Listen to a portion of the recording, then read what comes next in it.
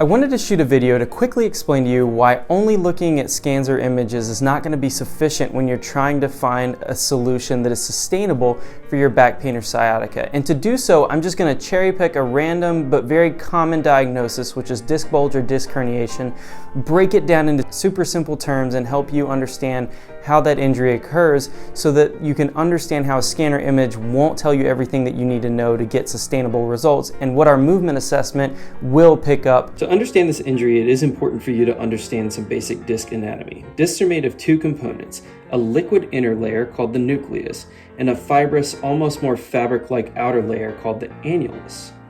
A disc bulge or herniation happens when the outer layer begins to fray and nuclear material is actually able to seep through and in some cases make contact with the nerve like so. Moving from the whiteboard to an actual spine model, that should beg the question, how did the outer layer fray to the point that the nucleus was allowed to extrude?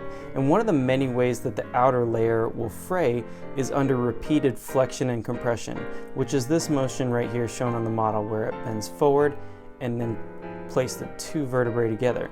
Now you can see in this model that the disc is already frayed to the point where the nucleus is able to seep through. But the outer layer of that annulus doesn't just burst all at once.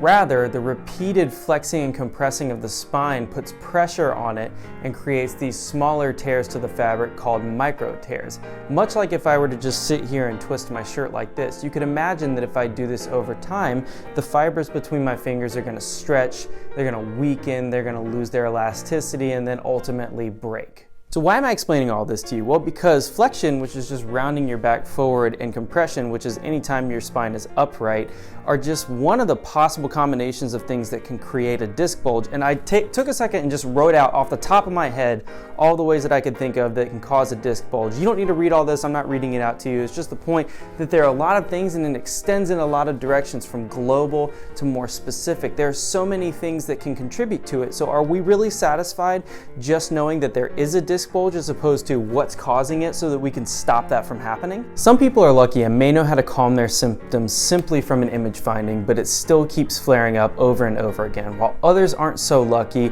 and can't seem to find any sustainable relief. Regardless of who you are, if you're tired of not having any answers or making any progress with your back pain or sciatica, then it's time for you to get the thorough movement assessment that you need to get you out of pain and get you back to the life you love. So if you're ready, please click the link below and sign up.